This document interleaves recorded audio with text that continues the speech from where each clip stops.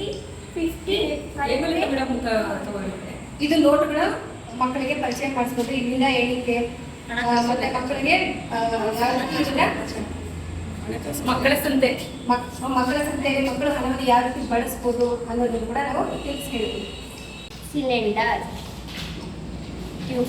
Cone, tube, cuboid.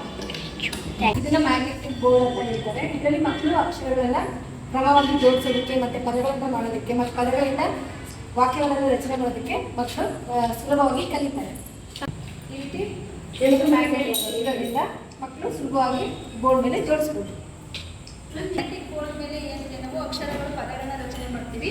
ಇದೇ ಬೋರ್ಡ್ನಲ್ಲಿ ಹಿಂಭಾಗ ಒಂದು ಗ್ರೀನ್ ಬೋರ್ಡ್ ಇದೆ, ಅತ್ಯಂತ ಬಹಳ ಉತ್ತಮವಾಗಿದೆ. ಯಾಕಂದ್ರೆ ಈ ಕಡೆ ಮುಂದೆ ಮ್ಯಾಗ್ನೆಟಿಕ್ ಬೋರ್ಡ್ ಆಗಿ ಪದಗಳ ಅಕ್ಷರಗಳನ್ನ ನಾವು ಜೋಡಿಸ್ತೀವಿ. ಇದರಲ್ಲಿ ಹಿಂಭಾಗ ಅಲ್ಲಿ ಏನು ಜೋಡಿಸ್ತಾರೋ ಅಥವಾ ರಚನೆ ಮಾಡ್ತಾರೋ ಆ ಪದಗಳನ್ನ ಸಂಖ್ಯೆಗಳನ್ನ ಬರೆಯೋದಕ್ಕೆ ಇದು ಸಹಾಯ ಆಗುತ್ತೆ. ಅದರಿಂದ ಇದು ಬಹಳ ಉಪಯುಕ್ತವಾಗಿದೆ. ಸಾಲಿಡ್ ಥಿಂಕಿಂಗ್ ಕೊಟ್ಟಿರೋದು ಮಕ್ಕಳು ಇದನ್ನ ಜೋಡಿಸೋದ್ರಿಂದ ಮೆಂಟಲ್ ಎಬಿಲಿಟಿ ಇಂಪ್ರೂವ್ ಆಗುತ್ತೆ.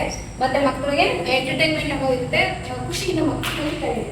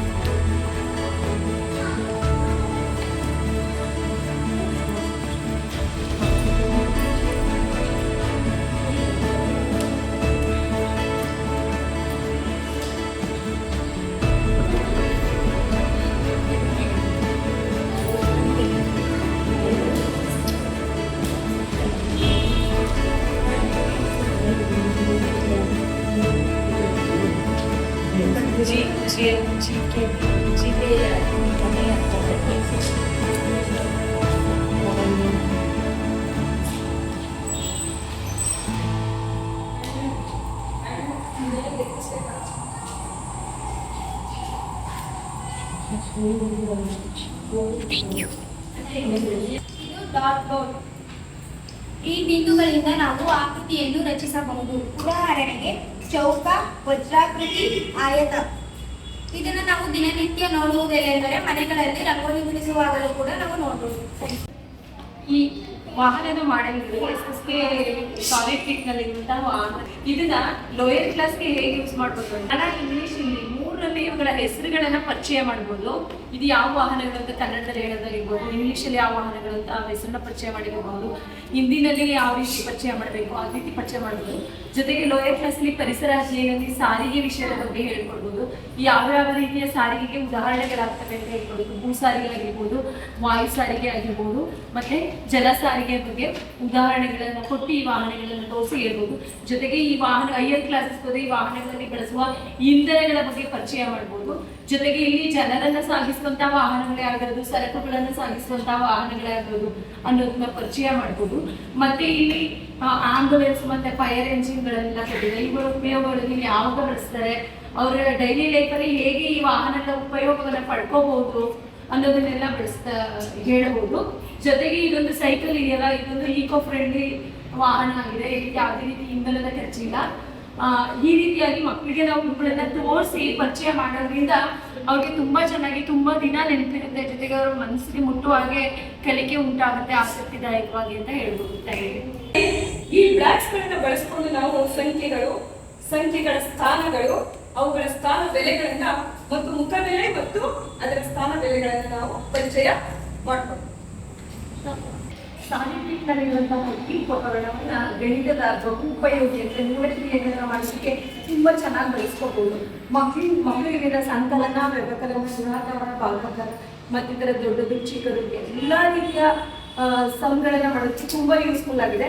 ಈ ರೋಲ್ಗಳನ್ನ ರೊಟೇಟ್ ಮಾಡಿದ್ರೆ ನಾವು ನಂಬರ್ಗಳನ್ನ ಕೂರಿಸ್ಕೋಬಹುದು, ಚಿಹ್ನೆಗಳನ್ನ ಕೂರಿಸ್ಕೋಬಹುದು.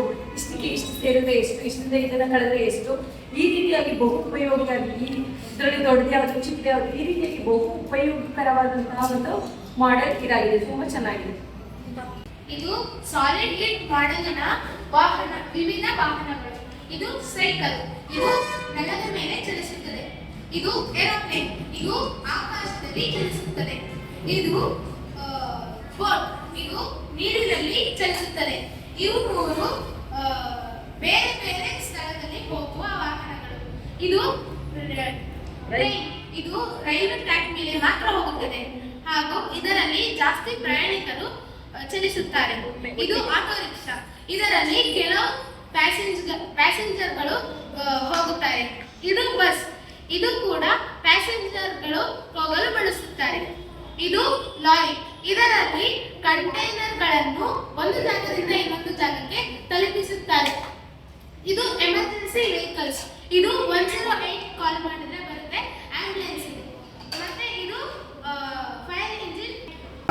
ನಲ್ಲಿ ಇರುವಂತಹ ಒಂದು ಮುಖ್ಯವಾದ ಅಂಶ ಅಂದ್ರೆ ಇದು ಬಿಲ್ಡಿಂಗ್ ಬ್ಲಾಕ್ಸ್ ಅಂತ.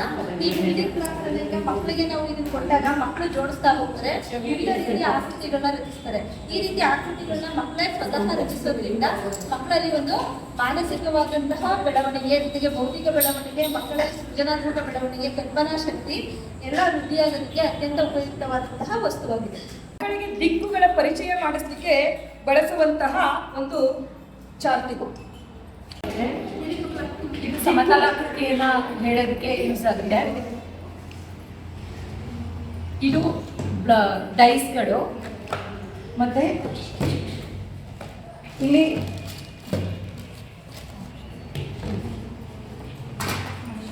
ಇಲ್ಲಿ ಸಂಖ್ಯೆಗಳನ್ನ ಪರಿಚಯ ಮಾಡೋದಕ್ಕೆ ಈ ಮಣಿಗಳನ್ನ ಬಳಸ್ಕೊಳ್ಳುತ್ತೆ.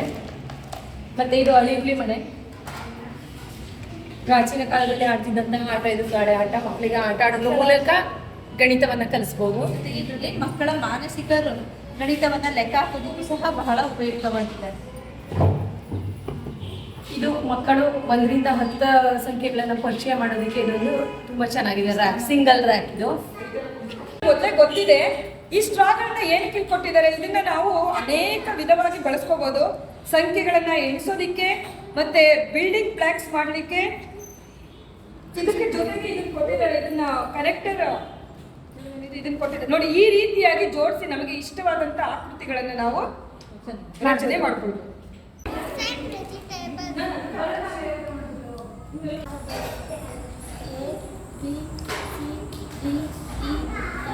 G H I J K L M N O P R S T U V W X.